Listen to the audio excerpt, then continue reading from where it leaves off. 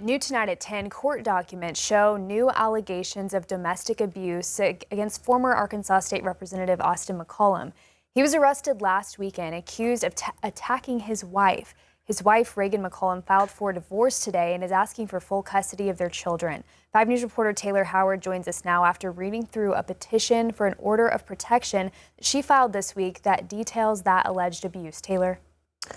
Yeah, Austin McCollum was arrested last weekend after his wife told deputies he punched her and slammed her into the ground. Ragen also told them Austin kept her from leaving their home. But in this separate petition for an order of protection, she describes multiple other incidents she says happened throughout their marriage.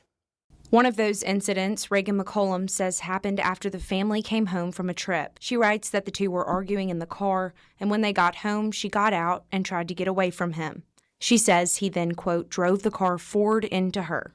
When she went to check on their children, she writes that their 4-year-old asked why McCollum hit her with the car. That's just one of several incidents she details in the petition. She also describes other instances of physical abuse, including being choked, dragged by her hair, and prevented from leaving. Victoria Paul is a domestic abuse advocate with the River Valley Shelter. She says for someone on the outside, it can be easy to ask, why didn't they just leave? So much of it is mental abuse and emotional abuse and even financial abuse. Victoria says controlling behavior can show up long before physical violence, and it's important to watch for red flags. So even if they are in like a better socioeconomic situation, they may not have access to any of that money.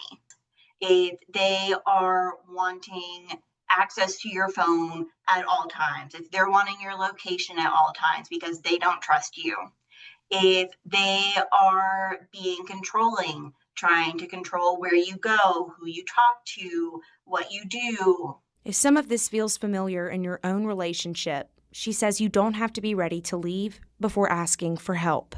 Reach out to a shelter near you.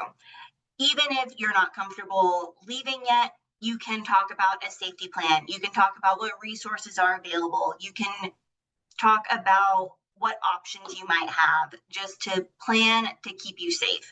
The allegations in the petition have not been proven in court.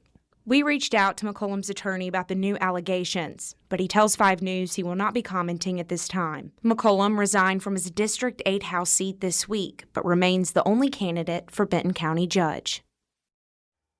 McCollum is set to be back in court September 8th on the criminal charges. A temporary hearing for the divorce case is set for August 25th. If you or someone you know is experiencing domestic violence, the National Domestic Violence Hotline is on your screen. Morgan. All right, thank you, Taylor. Developing in Logan County, a 72-year-old woman charged with manslaughter has been deemed unfit to stand trial. Martha Phillips was arrested last March after allegedly racing her grandson on a highway, causing a crash that led to 2 sisters being killed.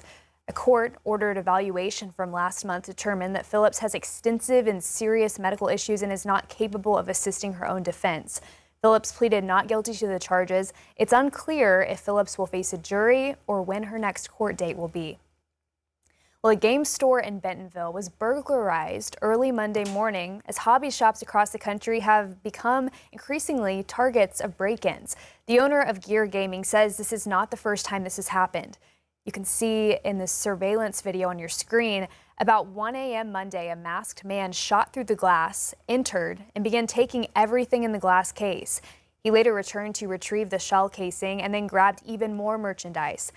Owner Whitman says he hasn't completed the inventory yet, but says it looks like about $8,000 of cards were stolen. Right now, there is not enough product to meet demand, so scalpers are really getting to a thing. Stores are getting targeted more. But it's a cycle. Some of these cards we've had for a while, so we may not have paid a huge amount, but then the prices increased on them because of the craze. He's asking anyone who may recognize anything about the man in the video to reach out to Bentonville Police. Today in Fort Smith, the World War II veteran we told you about this week was laid to rest with full military honors. Billy Keel was brought back to the River Valley almost 80 years after he died as a prisoner of war. He died after being captured by Japanese forces. He was buried in a common grave with 28 other soldiers, but DNA technology has now identified his remains and his family was able to bring him back to the United States. Something we've got to do. like saying, as military members, as veterans, combat veterans, we don't want to leave anybody behind. And this is one of those situations where we had to get him identified. And they'll continue to work on the other remains that they found and get those all identified. So there'll be several of these services hopefully coming up in the very near future. Keel is now buried next to his brothers and sisters. Governor Sanders ordered flags half-staffed today in his honor. Well, for some Arkansas parents, a single open spot in Head Start can change everything. Now, new proposed federal changes could shift how those programs work and who gets in. The Department of Health and Human Services unveiled a plan Thursday that it says will cut red tape and give local Head Start programs more flexibility. It would affect family engagement, health and nutrition, physical activity, and oversight, and move some responsibilities toward state early childhood systems. It gives me some hope because I'm waiting for my daughter. I was going to call yesterday and be like, hey, any update? But they said she is literally at the top of the list. There's just no slots open. So, yeah, no, that gives me some hope. Gives me some hope, definitely. HHS says the changes could preserve or expand up to 236,000 Head Start slots nationwide and save $2.2 billion in administrative costs. The proposal is open for public comment for 60 days, but to be clear, nothing is final. Well, it's back to school season, and a new program in select Arkansas schools is making sure that students and families get the support they need for addiction prevention and recovery. Springdale was one of the 4 districts chosen for this program. The district received $600,000 to bring on 4 prep coordinators. They will focus solely on prevention, early intervention, and recovery efforts for students and families who are dealing with substance abuse. I think we've all been in high school and we've all been tempted, and it's just scary nowadays because a lot of these things are becoming more synthetic, lab grown. So just teaching the dangers of these drugs because they're a lot more potent than what they used to be. This is all part of the collaboration with the Arkansas Opioid Recovery Partnership, which is funded from settlements with pharmaceutical companies. Fayetteville schools also have prep coordinators now. The state's newest federal judge was sworn in at a ceremony today at the U.S. Marshals Museum in Fort Smith. Clay Folks is now officially a judge for the Western District of Arkansas. He'll be hearing cases in Fort Smith, where he was also a former U.S. attorney. That judge seat has been vacant for the past 6 years. Another Arkansas federal attorney told us Folks' move into the role could not have come at a better time.